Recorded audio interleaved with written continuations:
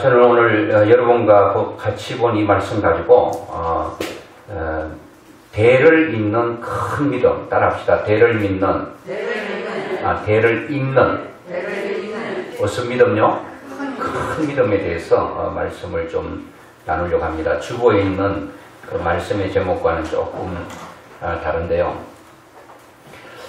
제가 이 말씀을 또 준비하게 된 그 배경을 잠깐 말씀드리면 실은 제가 그 지난주에 말씀드린 것도 이어가야 되고 또 그리스도인의 습관 7가지도 제가 이어서 가야 되는데 이번 주에 제가 목회자들 모임 가운데 함께 방을 썼던 저보다 2살 아래의 목사님 계십니다. 저보고 형님 하는 그 동생 아우가 있는데 그분이 이제 우리 생활하는 가운데서 부모님과 통화하는 내용을 제가 스피커폰으로 듣게 됐습니다.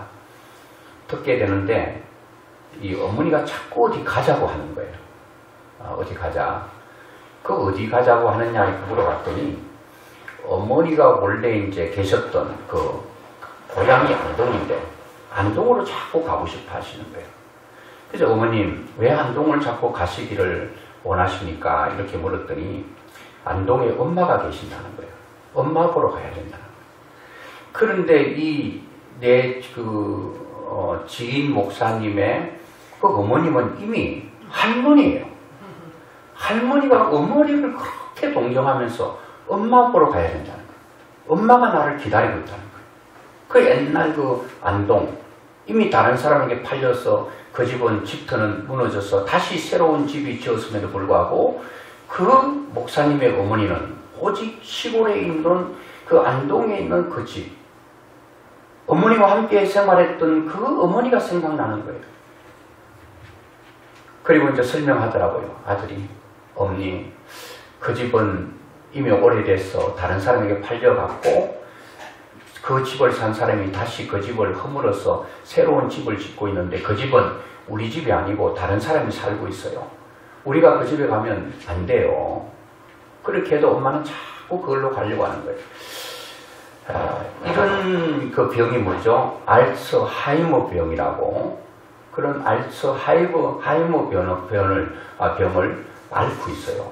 봤더니 그 생활 가운데 한 80%는 그런 알츠하이머 병에 앓고 있고 영양권이 있고 20%만 온전히 돌아오는데 그 20%도 완전히 초롱초롱한 그런 정신이 아니에요.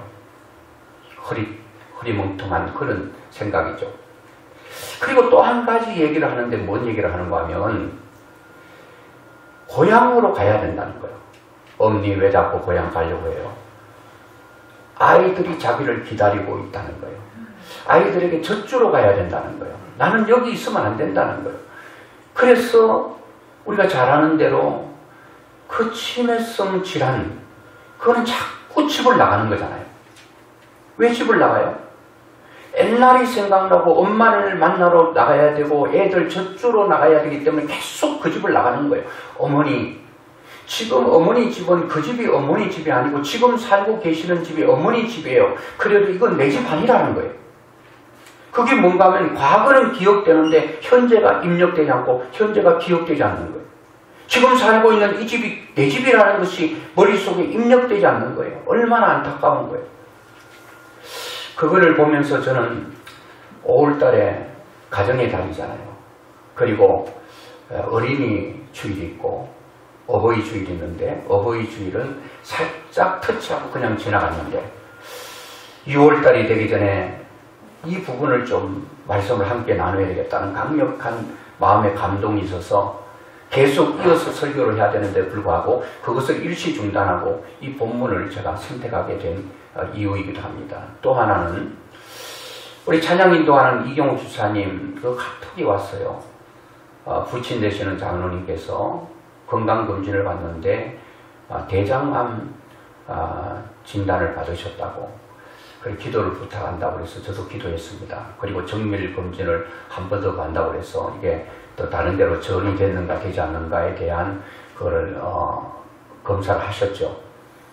그래도 다행히 우리가 생각했던 것보다도 그렇게 심하게 다른 데로 전이 되지도 않고, 그래서 화요일 날 수술을 하신다고 하는데 여러분 기도해 주시기를 바랍니다. 꼭 기도하셔서 좋은 의사가 집도를 잘해서 그 의사의 손을 하나님께서 꼭 붙들어 주셔서 의사가 보지 못한 부분까지도 하나님께서 보게 하셔서 아주 깨끗하게 치료해서 또 건강한 삶을 살 수 있도록, 또 신앙생활하고 교회를 섬기실 수 있도록 여러분들께서 기도해 주시기 바랍니다. 그래서 이 두 얘기를 들으면서 참 부모는 우리에게 어떤 존재인가. 그 친구 어머니를 통해서 부모라고 하는 것은 내가 나이가 백수를 살았던 어머니라고 하는 이름 석자는 내 가슴에서 지울 수가 없는 존재인 거예요. 그만큼 자녀에게는 어머니라고 하는 영향이 대단하다는 거예요. 지금 그 부모님이 생존해 계시는 분들은 그거보다 더 큰 영광은 없을 거예요. 저도 부도 모도 다 이 땅에 계시잖아요. 그냥 마음으로는 그냥 안타까울 뿐이에요. 마음뿐이에요. 그리고 참 속상한 그런 생각들도 많이 있어요. 그리고 어머니인 그분은 또 관심의 대상은 자녀에게 있다는 겁니다. 내가 온전한 정신이 없어도 어머니에 대한 정신은 너무나도 또렷하다는 거예요. 그걸 쭉 과거에 엄마하고 있었던 일, 얘기했던 일, 엄마하고 어디 갔던 일, 그런 거를 너무너무 또렷하게 기억하고 있다는 거예요. 그리고 자녀가 어릴 때에 젖을 주고 함께 했던 그것을 엄마는 너무나도 생생하게 기억하고 있다는 거예요. 여자와 달리 어머니 마음속에는 내가 어머니 된 내가 또 다른 어머니를 내 가슴 속에 있고, 어머니인 내 가슴 속에는 자녀라고 하는 그런 자녀가 내 마음속에서 함께 공존하는 것.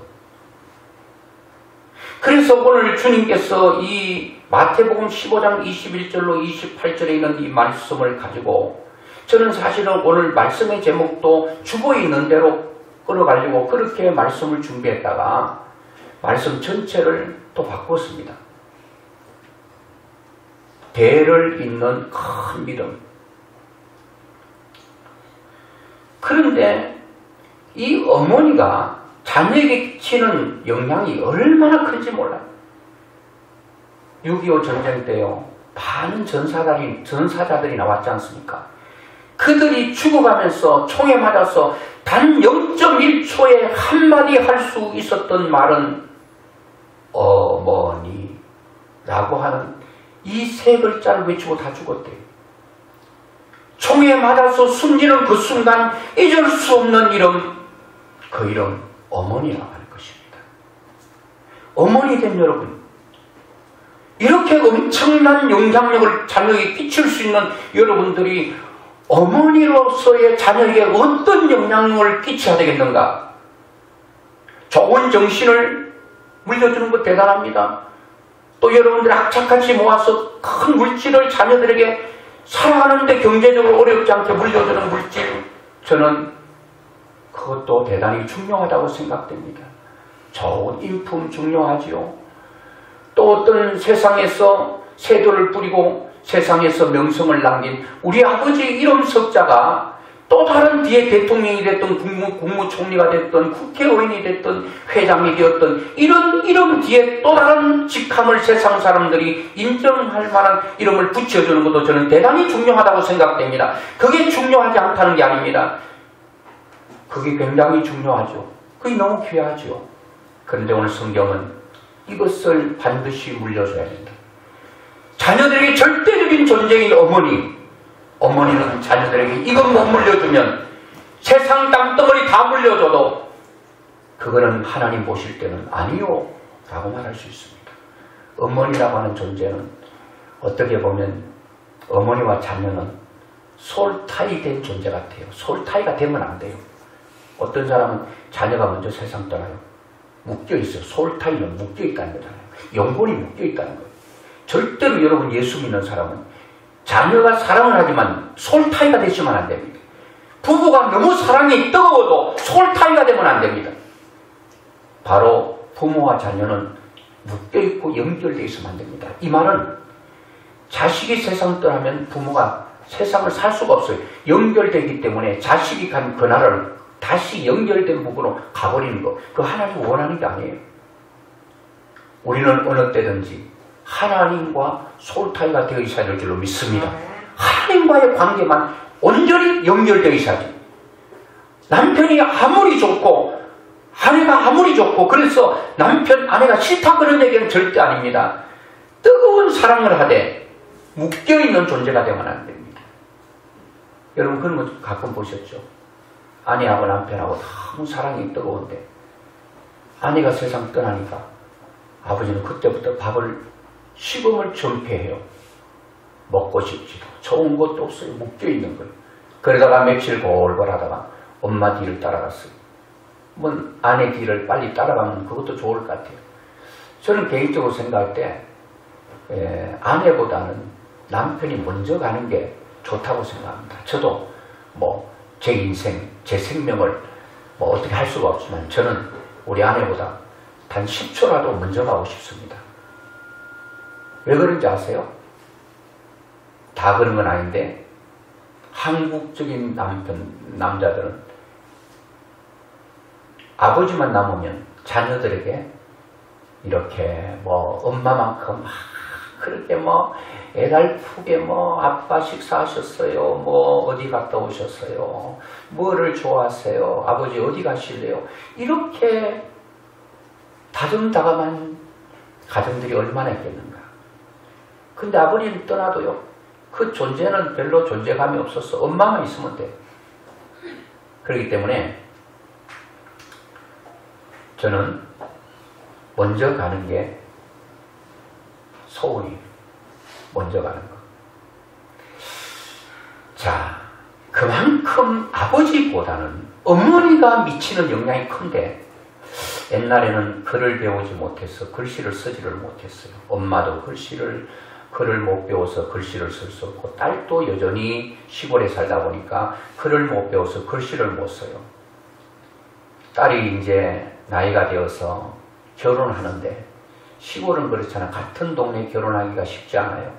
산을 몇 개 넘어서 결혼을 시키는 거예요. 시집 보내는 거예요. 한 번 시집 가면 요즘처럼 차 타고 부릉 오고 싶을 때 오고 가고 싶을 때 가는 그게 아니에요. 딱 시집 보낼 때에 친정엄마는 딸아 시집살이 힘들고 어렵더라도 거기서 뼈를 묻어야 된다. 아무리 힘들어도 거기서 죽어야지 다시 짐을 사가 돌아오면 안 된다. 이게 가장 부조가 되느니라. 이렇게 가르쳤단 말이에요. 요즘 부모는요. 자기 사이가 마음에 들어 빨리 못 따라서 와버리라고. 이렇게 하는 경우도 있다고 해요. 그래서 멀리 시집간 딸이 하루가 지나 한 달이 지나 1년이 지나 고향이 그리워지고 엄마 얼굴이 너무 보고 싶어 견딜 수가 없는 거예요. 그래가지고 이 딸이 엄마인데 내 마음을 좀 전달해야 되는데 편지를 좀 보내려고 하니까 글을 몰라서 글씨를 쓸 수가 없는 거예요. 그렇게 연구하고 고민하다가 이 딸이 그래 글은 못 써도 그림이라도 그려서 보내면 엄마가 내 마음을 알면 뜻을 알겠지 하고 종이 하나를 어디서 시멘트 뭐 쪼가리 같은 거 하나 꺼내가지고 거기에 그림을 하나 그렸습니다. 커다란 꿀뚝 하나 그리고 헐헐 날아가는 새를 한 마리 딱 그려서 편지 봉투에 넣어가지고 시골 고향집으로 다른 사람을 통해서 보냈습니다. 옛날에는 편지도 많이 주고받고 하는 시절이 아니었기 때문에 시집간 딸이 몇 년 만에 그 집에 편지가 왔다는 우체부를 통해 듣고 온 동네 사람들이 구경거리가 돼서 그 집에 둘러앉아 모였어요. 그래서 누가 먼저 뜯었는지 뜯어서 그 편지를 보니까 그 동네 사람들도 뭐 글씨를 모르니까 근데 편지는 글이 있어야 되는데 글이 없고 그림 2개만 떨렁 그려져 있는 거예요. 동네 아주머니들이 머리를 맞대고 이 딸 편지기는 편지인데 이게 무슨 뜻일까? 아무리 머리를 맞대고 해도 이 그림을 해석할 수 있는 사람이 없는 거예요. 그런 참에 고민하고 있는 차에 친정엄마가 방문을 열고 들어왔어요.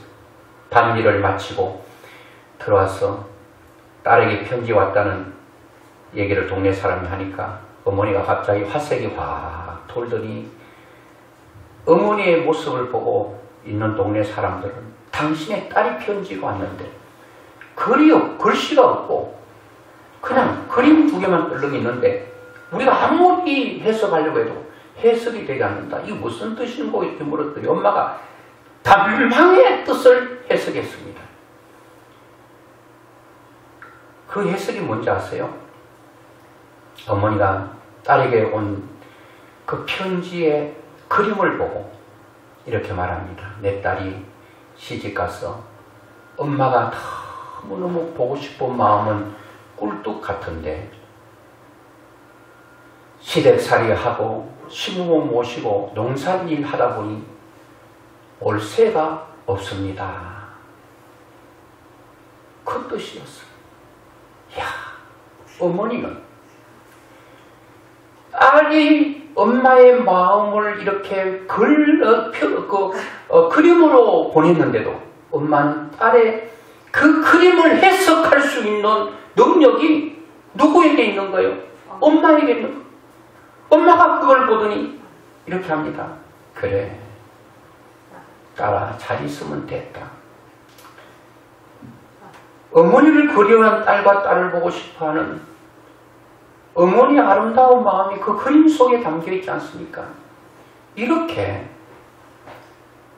어머니는 아들이 됐든 딸이 됐든 그림이 됐든 글이 됐든 뭐가 됐든 간에 그거를 다 알 수 있는 사람이 바로 어머니라는 거예요. 어머니.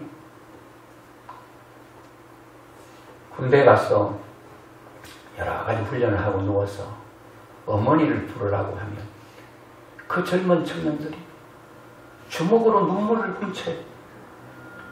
엄마가 그렇게 그리운 거, 엄마가 그렇게 보고 싶은 거. 이게 여러분, 자녀에게 있어서 어머니는 절대적인 존재요.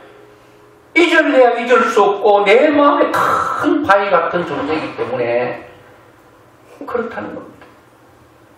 어떤 사람이 여행 중에 어떤 한 어머니를 만나서 물었습니다. 아이들을 여럿 데리고 고생한다는 얘기를 듣고 수고 참 많으시겠습니다. 근데 어머니는 그 아들들 중에, 자녀들 중에 어떤 아이를 제일 사랑합니까? 이렇게 말하니까 엄마가 이렇게 대답했습니다. 맏아들은요, 첫 사랑의 열매이기 때문에 내가 제일 사랑하죠. 막내는요, 막내는 내가 또 막내를 사랑하죠. 그 아이는요, 이 아이가 태어나기 전에 아버지가 세상을 떠나서 이 막내 아들은요, 아버지의 얼굴을 못 보고 태어나서 내 마음에 털 걸려서 이 막내를 내가 너무 사랑합니다. 그렇게 말했어요.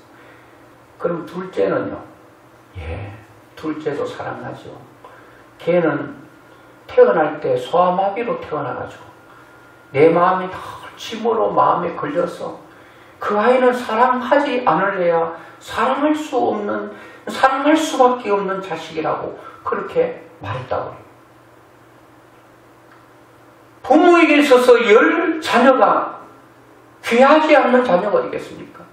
10손가락 깨물어서 아프지 않은 손가락이 없다고 말한 것처럼 이렇게 어머니라고 하는 존재는 자녀를 향해서는 절대, 물론 여러분 요즘 방송을 통해서 들어보시면 그렇지 않은 부모도 있죠. 자식을 낳고 모른 척하고 그냥 어디에 아이를 맡기는 데 갖다 놓고 도망가는 부모도 없지 않아 있어요. 그러나 이런 부모는 진짜 몇 명이에요. 대부분 부모들은 제가 이렇게 애화를 여러분께 전해드린 것처럼 다 그렇지 않겠습니까? 저도 우리 어머니를 생각하면요, 아들에 대해서는 그냥 신적인 존재야. 저는 그 아들을 자랑하는 우리 어머니를 보면서요, 나는 어머니에게 그렇게 자랑스러운 아들이 아님에도 불구하고 어머니는 자식을 볼 때, 아들을 볼 때 그렇게 귀한 존재로 보는 거야. 제가 목사가 되고 저희 어머니가 수원에서 전철을 타고 큰딸 보려고 의정까지 얼마나 긴 시간이에요. 가면 수많은 사람들이 앉았다 내렸다 앉았다 내리를 반복하는데, 그 어떤 사람이 자기 옆에 앉으면 쿡 지박으면서 우리 아들이 누군지 아느냐? 어떻게 알겠어요? 제가 어떻게 압니까? 그러면 우리 아들이 목사님이라고. 그 말을 하면서 그렇게 감격해 하시고, 또 한 사람 내리고 타면 또 쿡 집어 뭐 물어봤나? 아무도 안 물어봤는데 쥐어봐가지고 왜요? 깜짝 놀래. 그러면 우리 아들이 누군지 아느냐? 아, 제가 어떻게 알겠습니까? 우리 아들이 목사님이다. 여러분 아시는 분은 아시겠지만 나가서 전도할 때에 예수님을 자랑해야 되는데, 우리 아들이 목사님인데 와서 한번 설교 한번 들어봐라. 설교를 모내스럽게 한다. 그래서 전도된 사람도 있잖아요. 여러분 그러면 아들만 자랑했나요? 아들 자랑을 통해서 그 사람 예수 믿지 않는 사람 교회에 와서 하나님을 만날 수 있다면 그것이 축복이 아니겠습니까? 그리고요, 제가 팥죽을 좋아합니다, 원래. 그리고 떡국을 좋아합니다. 떡국은 1년 365일 먹어도 저는 질리지 않는 정도로 떡국을 좋아합니다. 그래서 제가 떡국을 좋아하기 때문에 시골에서 떡국 할 때는 막 그냥 가만히로 떡국을 뺍니다. 그래서 썰어가지고 뭐 사랑방 여기 다 넣어놨다가 먹고 싶은 만큼 먹습니다. 같이 있을 때도 가끔 떡국 얘기하면 떡자가 떨어지게 떡 하면은 벌써 어머니는 살자루를 해가지고 막 살을 막 이렇게 일궈서 그러고 있습니다. 팥 하면 파가 나오기 전에 이미 팥을 씻고 계시고, 그 정도로 이거 뭐 입이 떨어지기 전에, 또 제 칼국수 좋아하거든요. 칼 하면 이미 막 밀가루에 반죽하고 있어요. 그게 어머니 아니겠습니까? 이렇게 절대적인 존재. 그래서 오늘 본문에도 예수님께서는 한 여인을 소개하면서 그 가나안 여인이라고 하는, 수로 보니게 여인이라고 하는 그 여인의 믿음을 주님께서 칭찬하시는 걸 보게 됩니다. 내 믿음이 크도다. 이 헬라어로 내 믿음이 크다라고 하는 말은 메가스피스티스라고 하는 건데, 이거는 메가톤급 믿음이라는 겁니다. 한번 이 믿음이 터뜨려지면 다이너마이트가 터지듯 여러분 바위를 깨트려버리고 산을 뒤집어버릴 만한 메가톤급인 큰 믿음이라고 성경은 말을 하면서 이 여인의 믿음을 극찬하고 계십니다. 오늘 여러분 우리는 이 본문을 통해서 이 여인이 예수님으로부터 큰 믿음이라고 인정받고 칭찬받은 것처럼 오늘 어머니는 예수님 앞에 이런 엄청난 믿음을 인정받는 사람으로서의 어머니로 서 있을 때, 이렇게 엄청난 영향력을 주고 있는 자녀들에게, 이 자녀들이 어머니를 바라볼 때 우리 어머니는 이런 메가톤급인 믿음을 가지고 사셔서 나도 그 숭고한 어머니의 그 뜨거운 사랑과 변함없는 그 엄청난 사랑을 받았던 내가 어머니의 믿음이 스스로 어머니의 믿음에 끌려 따라갈 수 있는 이 믿음을 자녀들에게 우리가 줄 수 없다면 우리 주님 얼마나 안타깝게 생각하십니까? 우리 말씀을 들으면서 내 자신을 생각해 봐야 됩니다. 나는 어머니가 아닌데, 지금 어머니인 여러분, 앞으로 어머니 될 여러분, 나는 어머니도 아버지도 아니고 그냥 홀로 있어.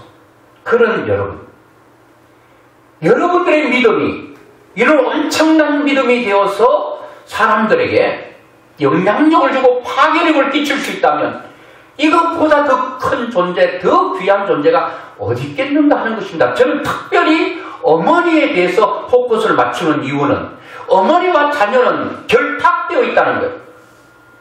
가장 큰 영향을 끼칠 수 있고 받고 있는 존재, 그 영향력을 주고받는 존재인 그에게 이 엄청난 믿음을 유산으로 물려줘서 내 자녀도 대를 이어 내 자와 내 손과 모든 사람들이 수천 대까지 믿음의 대를 잇는 이런 엄청난 역사가 있기를 우리는 소원하고 기도하고 하나님 앞에 나아가야 될 줄로 믿습니다.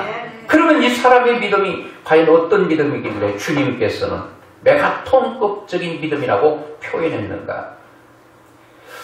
저는 이 사람의 믿음은 21절, 22절에 보니까 22절 같이 한번 보겠습니다. 시작. 가나안 여자 하나가 그 지경에서 나와서 소리질러 이르되 주 다윗의 자손이여 나를 불쌍히 여기소서 내 딸이 흉악하게 귀신 들렸나이다 하되. 여기서 보니까 귀신 들린 딸, 불에도 넘어지고 물에도 넘어지고 제정신으로 살 수 없는 이 딸을 보는 어머니의 마음은 찢어지는 것입니다. 자기가 어떻게 해줄 수가 없는 것입니다. 이 딸을 고쳐보기 위해서 얼마나 유명하다고 하는 의사를 다 찾아갔겠습니까?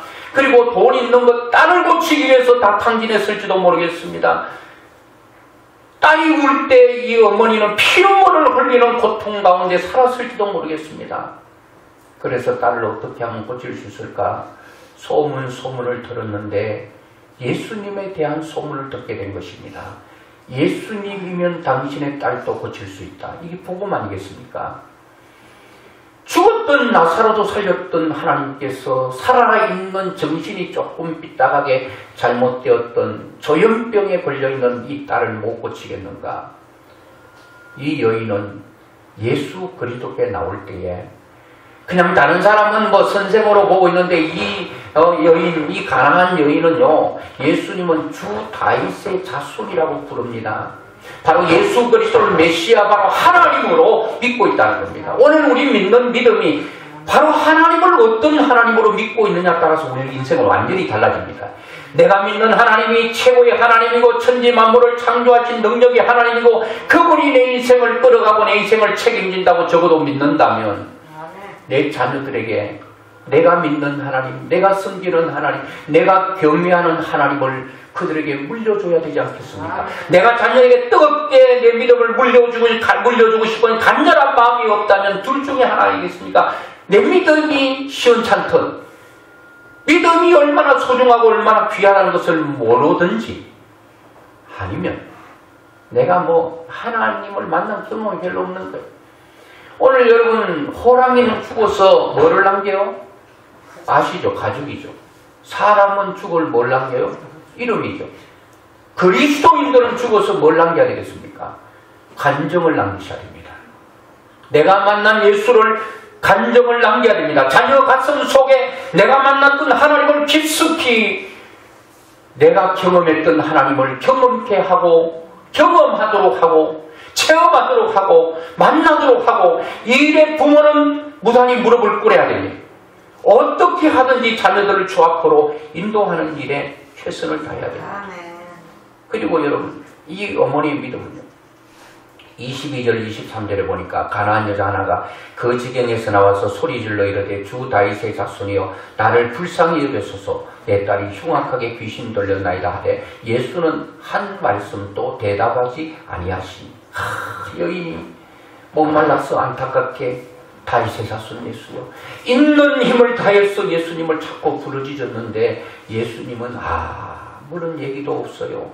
묵비권하셔. 입이 있어도 말하지 않아. 귀가 있어도 못 들은 척 하셔. 눈이 있어도 보지 못한 척 하면서 그냥 자기 갈 길을 갈 때에 이 여인의 마음이 얼마나 안타까웠겠습니까? 웬만한 사람 같으면 딸이고 뭐고 그냥 예수님은 다냐, 뭐 사랑 많다 그래, 사랑이 있기는 뭐 개코가 있어 하고 돌아갈 수 있습니다. 부모의 믿음은 장애물을 뛰어넘는 믿음입니다. 저는 이 딸의 모든 문제를 가지고 우리의 믿음이 어떻게 나아가야 되겠는가 하는 것을 예수님께서 가르쳐주고 있는 말씀 아니겠습니까? 우리에게는, 이 여인에게 문제는 장애물은 딸입니다. 딸을 고쳐야 되는데 고치기 위해서 예수님을 만나고 예수님으로 답을 찾아내기 위해서, 예수님을 답을 돌출해내기 위해서 예수님을 만나기까지의 과정이 너무 험난합니다. 장애물이 너무 많아요. 첫째 장애물이 묵비권 하시는 예수님의 모습 속에서 절망하게 됩니다. 좌절하게 돼요. 아무 말씀 없었어요. 또 엎친 데 덮친 벽으로 설상가상으로 예수님 말씀 안 하시는 것도 속상한데 그 이어서 보니까 제자들이 예수님께 와서 청합니다. 청하여 말하되 그 여자가 우리 뒤에서 소리를 지르오니 얼마나 소리를 질러댔으면 간절하면 소리는 나오게 돼 있어요. 간절하면 소리는 높아지게 되고 커지게 돼 있다는 거예요. 여러분 우리의 간절함이 없기 때문에 우리의 기도가 그 부르짖음 좀 약하고 소리가 약할 뿐입니다. 죽어가는데 여러분 그냥 있겠습니까? 얼마나 소리를 질러댔으면 제자들이 시끄럽습니다. 예수님 저 여자 소리 때문에 골치 아픕니다. 좀 저 여자 좀 보내버리세요. 보내버리세요. 야, 갈수록 태산해. 우리의 믿음을 유지하는 데 있어서 이런 많은 어려움들이 있을 수 있어요. 코로나19가 우리의 믿음의 장애물이 될 수 있습니다. 시댁에 믿지 않는 걸로 말미암아 시댁의 핍박으로 말미암아 내가 그 장애물을 뛰어넘는 데는 너무나도 힘든 일들이 있을 수 있어요.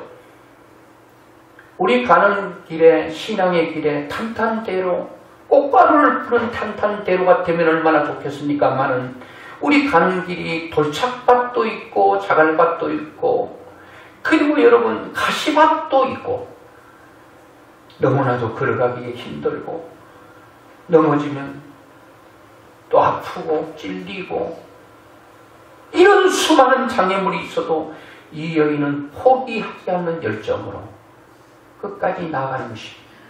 여러분의 믿음 가는 길에 여러분의 믿음에 가는 길에 수많은 장애물이 여러분 앞에 장애물이 있다 할지라도 크게 주저앉아 통곡하거나 여러분 좌절하지 말고 거기서 다시 일어나서 더 큰 힘으로 더 간절한 마음으로 주님을 부르고 주님의 길을 따라갈 수 있기를 주의 이름으로 축원합니다. 우리는 그렇게 해야 됩니다. 이것만 있었겠어요? 군중들은 또 가만히 있었겠습니까? 군중은 여기에 여러분 나와 있지 않은데 여러분 제자들이 이 정도로 귀찮을 정도 같으면 제자들 웬만하면 예수님 그냥 모른 척하고 가지 마세요. 저 여인 보세요. 얼마나 안타깝게 울부짖고 있습니까? 저 여인이 얼마나 가슴 아팠으면 저렇게 목이 터져라고 부르겠습니까? 주님 가시던 발걸음 좀 멈추시고 저 여인이 왜 저렇게 부르짖는지 이유라도 좀 알아보십시다. 이렇게 해야 되지 않겠습니까? 근데 보내버리자고요. 여기에 여러분 군중들은 어떻겠습니까? 더 한술 더 뜨겠죠. 시끄럽다 하면 가라 막 이렇게 하면서 막 얼마나 소리 질렀겠어요. 그때 23절에 예수는 한 말씀 또 대답하지 아니하시니 여인의 소리도 들으시면서 안 들은 척 보고도 못 본 척 그리고 하고 싶어도 안 하고 계시는 거예요. 제자들의 그 말도 주님께서는 다 듣고 대답하지 아니하시니 대답하지 않았어요. 그리고 여러분 이런 장애물이 있더라도 이 여인의 믿음은 크다고 인정받은 것은 제가 볼 때 포기하든 포기하지 않는 믿음이 바로 큰 믿음입니다. 포기라고 하는 것은 가을에 배추를 셀 때만 필요한 단어래요. 한 포기 두 포기. 절대로 다른 것은 여러분 신앙에는 포기가 없어야 될 줄로 믿습니다. 가을에만 포기 꺼내서 한 포기 두 포기 사용하시고 절대로 살아가는 데는 뭐 포기한다 뭐 안 된다 뭐 이런 얘기 하지 말고 포기하지 않는 믿음이죠. 24절에 예수께서 대답하여 이르시되 나는 이스라엘 집에 잃어버린 양 외에는 다른 데로 보내심을 받지 아니하였노라 하시니 여자가 와서 예수께 절하며 이르되 주여 저를 도우소서. 대답하여 이르시되 자네의 떡을 취하여 개들에게 던짐이 마땅하지 아니하니라. 여자가 이르되 주여 옳소이다마는 개들도 제 주인의 상에 떨어지는 부스러기를 먹나이다. 이렇게 예수님께서 가만히 계시더니 한마디 던지는 게 참 자존심을 상하게 하고 속을 뒤집어버리는 말을 하네요. 야, 떡을 있잖아. 자녀에게 안 주고 개들에게 줄 사람이 있겠는가? 여기서 자녀는 이스라엘 백성을 말합니다. 개들은 이방 여인, 이 가나안 여인을 지칭하고 있거든요. 이 생명의 떡, 이 엄청난 복음은 바로 이스라엘 백성들을 위한 떡이지 이방인을 위한 떡이 아니다라고 주님께서 규정하고 정의를 딱 하시니까 예수님께서 이 복음이 실제로 유대인을 위한 복음이겠습니까? 주님의 복음은 만민에게 동등하게 임하는 복음입니다. 이 여인이 어떤 믿음으로 나가는가를 보기 위해서 또 이 여인의 믿음을 다른 군종들에게 보여주고 싶고 자랑하고 싶은 예수님의 숨어있는 마음이 있다는 거예요. 이렇게 해도 너는 복음을 원하느냐? 이렇게 해도 나를 원하느냐? 이렇게 해도 가겠느냐? 하는 주님의 그 말씀 앞에 여인은 그대로 엎드립니다. 그대로 무릎을 꿇습니다. 절하면서 주여 도와주세요. 이게 참 사람의 마음을 움직입니다. 주여 죄인입니다. 불쌍히 여겨주세요. 다 불쌍한 여인 맞아요. 나는 떡에 원떡을 먹을 자격 있는 사람이 아니에요. 거기서 자녀에게 먹고 떨어지는 부스러기 있잖아요. 그거라도 나는 필요한 존재입니다. 예수님은 내 인생 가운데서 큰 거는 다 유대인 가져가더라도 그게 떨어지는 부스러기라도 있지 않겠습니까? 그거라도 나에게 주세요. 이렇게 얘기합니다. 너는 개다 해도 그대로 받아들였어요. 이 얘기를 들으셨던 주님께서 얼마나 큰 감동을 받으셨던지 바로 메가톤급인 믿음을 칭찬합니다. 그 28절인데요. 이에 예수께서 대답하여 이르시되 여자여 네 믿음이 크도다. 네 소원대로 되리라 하시니 그때로부터 그의 딸이 나으니라. 여러분, 딸의 문제는 뒷전이에요. 내 믿음만 크고 주님 만나기만 하는 문제는 다 해결됩니다. 이 놀라운 역사를 이 가나안 여인은 경험한 거예요. 그리고 이 여인의 믿음이 자동적으로 딸에게 흘러갔을 것은 당연한 것입니다. 어머니가 말했을 것입니다. 딸아, 내가 원래는 조현병이고 너 정신대로 못 살았지. 너는 모르지만 불에도 넘어졌어. 너는 물에도 넘어지고 엄마의 마음을 새카맣게 태운 너였어. 나는 그래도 너를 버릴 수 없고 너를 누구보다도 사랑해서 그래서 나는 모든 어려움이 있어도 장애물을 다 뛰어넘고 포기하고 싶을 때 많았지만 내가 너를 사랑하는 사랑의 크기가 너무 높고 너무 커서 나는 포기하지 않았어. 무릎 꿇지 않았어. 그래서 예수님으로부터 큰 믿음이란 칭찬받은과 동시에 너 문제는 해결되어서 이 딸은 생각합니다. 인생을 살다가 이런저런 다소간의 문제들이 장애물들이 내 앞길을 가로막을 때 눈물의 골짜기를 걸을 때 내 힘으로 해결할 수 없는 문제에 부딪혔을 때 그 벽 앞에 맞닥뜨려졌을 때 아하 우리 어머니가 예수님 찾아가서 이 문제 해결함을 받았지. 내 문제도 내가 해결할 수 없는 문제, 이 엄청난 산과 같은 문제 나도 예수님께 가면 되겠구나. 하나님께 가면 되겠구나. 그리고 어떤 낭만 속에서 어머니처럼 포기하는 믿음으로 장애물을 뛰어넘음으로 말미암아 예수님 만나기만 하면 예수님 앞에 이 소원을 아뢰기만 하면 내 문제는 해결되겠구나 하는 믿음이 자연적으로 이 가난의 여인의 믿음이 딸이 치유되는 말미암아 이 엄청난 간정이 딸에게 넘어갔고 이 딸의 마음속에 부모는 세상을 떠났지만 딸의 마음속에 부모가 넣어준 믿음은 부모와 함께 따라가지 아니하고 그 믿음이 딸의 마음속 깊은 곳에 자리 잡고 있으므로 인생 살아갈 때 이 딸이 다 하나님만 동경하고 하나님만 의지하고 여러분 자녀들에게 뭐를 물려주고 싶으세요? 무엇을 원 없이 만족스럽게 물려주고 싶으신가요? 여러분, 다른 거 아니에요. 하나님 물려주면 다 돼요. 하나님 안에는 부도 있고 귀도 있고 명예도 있고 모든 것들이 하나님 속에 다 있어요.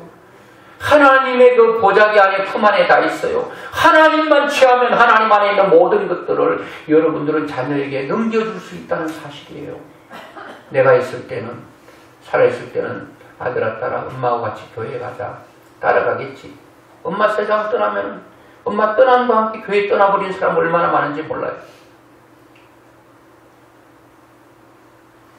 룻기 1장 16절이 이 말씀을 잘 뒷받침하는데요. 우리 잘 아는 말씀입니다.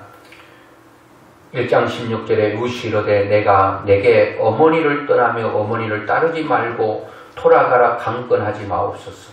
어머니께서 가시는 곳에 나도 가고 어머니께서 머무시는 곳에서 나도 머물겠나이다.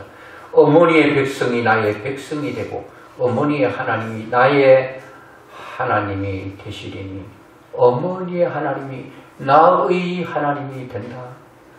어머님의 백성이 나도 어머니의 백성이 되기를 원하고 어머니 가시는 신앙의 길이 아무리 험난해도 나는 그 길 가기 원합니다. 왜요?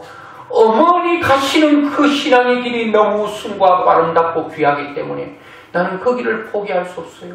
바로 룻이 따라갔던 것은 다 늙어 빠진 시어머니, 뭐 아무 희망도 꿈도 없는데 그것 보고 간 거 아니에요. 어머니가 믿는 늙지도 병들지도 죽지도 않는 신앙, 그 엄청난 하나님, 그 하나님 하나 보고 따라가는 거예요. 그게 어디서 봤다고요?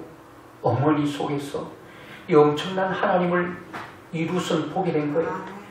어머니를 떠날래야 떠날 수 없고 떠나라고 아무리 말해도 나는 떠날 수 없어요.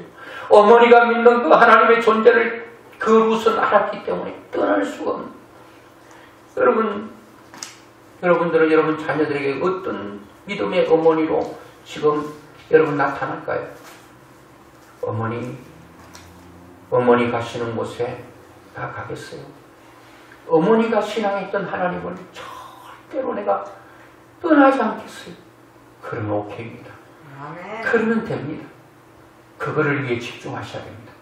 그걸 위해서 눈물 흘려야 됩니다. 그것을 위해서 물질도 자녀들에게 투자할 수 있도록 투자해야 됩니다. 간정 하나, 예화 하나 하고 말씀 맺으려고 하는데요. 이런 부모에게 우리나라 예화가 없어서 미국에서까지 가서 끌어왔나 그렇게 말할 수 있는데 어떤 한 젊은 아이가 친구들하고 어울려 살다가 놀다가 실수로 사람을 죽인 살인자가 되었어요. 경찰에 체포되어 조용히 재판을 기다리고 있었는데 어머니가 살인했다는 그 아들이 사람을 죽였다는 얘기를 듣고 찾아갔습니다. 아들을 찾아갔어. 애야, 너 정말 사람을 죽였나? 아들은 아니요. 어머니는 아들의 말을 믿어줍니다. 우리 아들은 안 죽였답니다. 경찰관 앞에 재판관 앞에 우리 아들은 사람을 죽이지 않았대요. 그리고 고집을 부립니다. 오히려 재판장을 설득을 시킵니다. 우리 아이는 사람을 죽일 아이가 아니라고. 아닙니다. 지금 모든 증거가 명확합니다. 그렇게 경찰관이 재판관이 말해도 아니라고 계속 항변을 하는 어머니입니다. 아니요. 내 아들은 그런 아이가 아닙니다. 결국 재판은 죄를 인정하지 않아 이제 가중 처벌로 이제 사형 선고를 내립니다. 죄를 인정하고 저 살인죄가 적용돼서 엄마의 말이 받아들이지 않은 거죠. 그래서 이제 다음으로 면회 간 사람이 목사님이 어머니 다음으로 면회 가서 그 살인자 청년에게 사형수에게 방문해서 물었습니다. 너 진짜 진실을 말해라. 정말 엄마인데 사람을 안 죽였다고 말한 것처럼 너 진짜 사람 안 죽였니? 그때 청년은 말합니다. 목사님께 아니요. 제가 죽였습니다. 그러면 왜 엄마인데 안 죽였다고 말을 했냐고 그렇게 물으니까 아들이 말하기를, 목사님, 나에게 모든 전부인, 내가 어머니에게는 내가 전부인 어머니에게 마음을 실망시킬 수가 없었어요. 그래서 나는 어머니한테 죽였지만 안 죽였다고 말할 수밖에 없었다고. 그럼 어떻게 하면 좋겠냐? 제가 지금 뉘우치고 있습니다.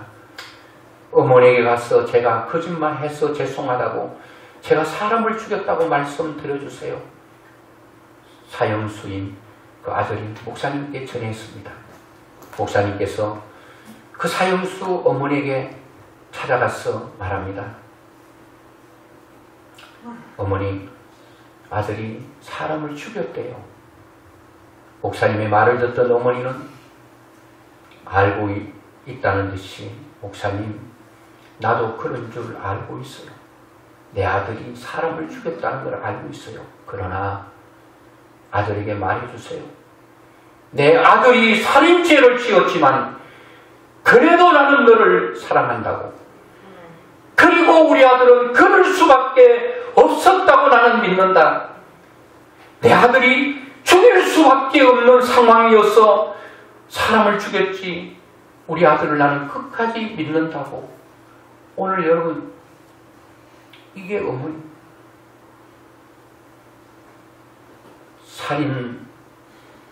살인해는 아들도 끝까지 믿어주는 사람이 어머니입니다.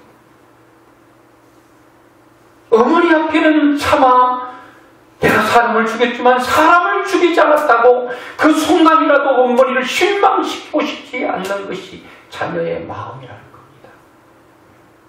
오늘 여러분, 우리가 이렇게 끈끈하게 연결되어 있는 부모와 자녀, 특별히 어머니와 딸과 자녀 속에 연결되어 있는 이것을 통해서 복음을 흘려보내지 못한다면, 하나님을 흘려보낼 수 없다면, 어쩌면 믿음 안에서 내가 실패한 부모일 수도 있다는 겁니다.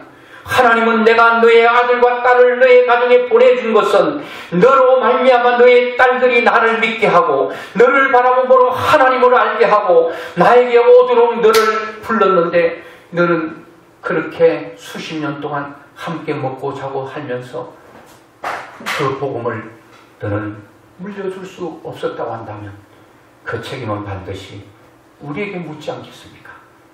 이 가정의 달을 우리가 넘기면서 어머니 여러분, 어머니가 될 여러분, 우리 모두 다 예수님께서 인정할 만한 큰 믿음의 사람이 되어서 내 옆에 있는 약한 사람, 믿지 않는 사람에게 선한 영향을 끼칠 수 있는 그런 믿음의 사람으로 우뚝 서서 하나님께 영광 돌리고 여러분의 삶을 하나님께서 마음껏 축복할 수 있는 그런 하나님을 간증하고 하나님을 높일 수 있는 이런 놀라운 은혜가 여러분과 저에게 일어나기를 주의 이름으로 축복합니다. 아멘.